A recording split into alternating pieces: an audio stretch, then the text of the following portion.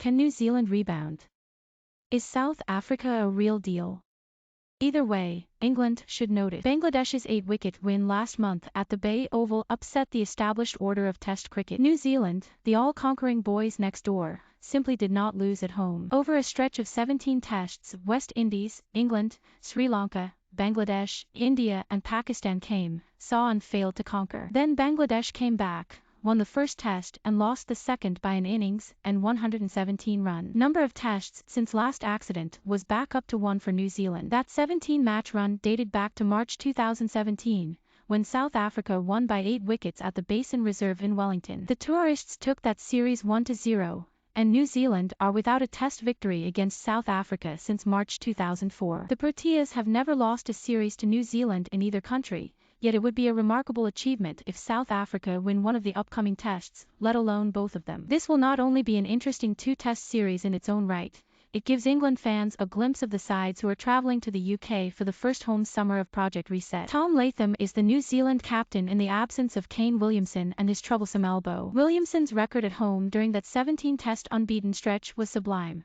1,708 runs at 85.40, with 12 of his 22 innings going beyond 50 and 7 reaching 3 figures. He is a huge loss for New Zealand, as is Ross Taylor, who retired last month, but Latham and Henry Nicholls have fine records in the country. They also have Devon Conway, who has a strong claim to be the most informal format batsman in the world, having started as an opener with 200 on debut against England at Lord's in June. He has 623 runs in his first 5 tests, with 2 centuries in 3 innings against Bangladesh at number 3. There is no hidden formula to how New Zealand did so well for so long. They scored a lot of runs. In between the defeats by South Africa and Bangladesh, in only 3 of the 17 tests did they yield a first innings deficit. England manufactured leads at the Hagley Oval in 2018 and Seddon Park the following year, and India were 7 runs ahead at the halfway stage at the Hagley Oval in 2020. In their 17 first innings, New Zealand passed 412 times, going beyond 500 on 7 occasions,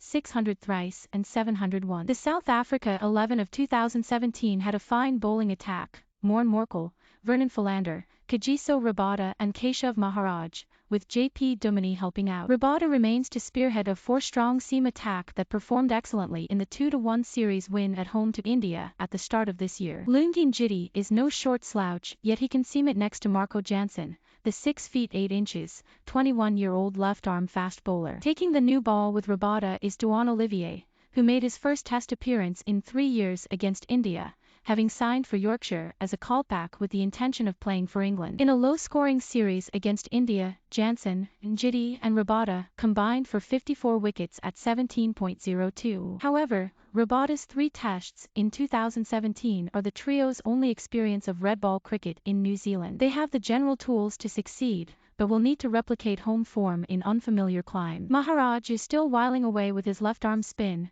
assisted by another face familiar to county cricket, Simon Harmer, the off-spinner who has often fought a lonely fight for slow bowling with Essex, is back after playing 5 tests for South Africa in 2015. It would be against type if South Africa opted for 2 spinners in a land of green seamers. Maharaj took 2 fifers in 2017, the only spinner to have done so in New Zealand since Sunil Narine in 2013. South Africa's bowlers will need to tame the home batsmen because it will take something special for the visitors, denuded of Faf du Plessis and Quinton de Kock, to match big scores. They beat India by keeping them below 270 in the final 2 tests and chasing down 240 and 212 for a pair of 7-wicket victories, without a century scored by the home side. As captain and opening batsman, South Africa will be reliant on the output of Dean Elgar. He is a battler, the type of opener who can seem a relic. Elgar's support comes from his top-order partner Aiden Markram, Rassie van der Dussen and Temba Bavuma. None of them, not even Elgar, averages above 40 in Test. Elgar and Bavuma remain from the 2017 series in New Zealand,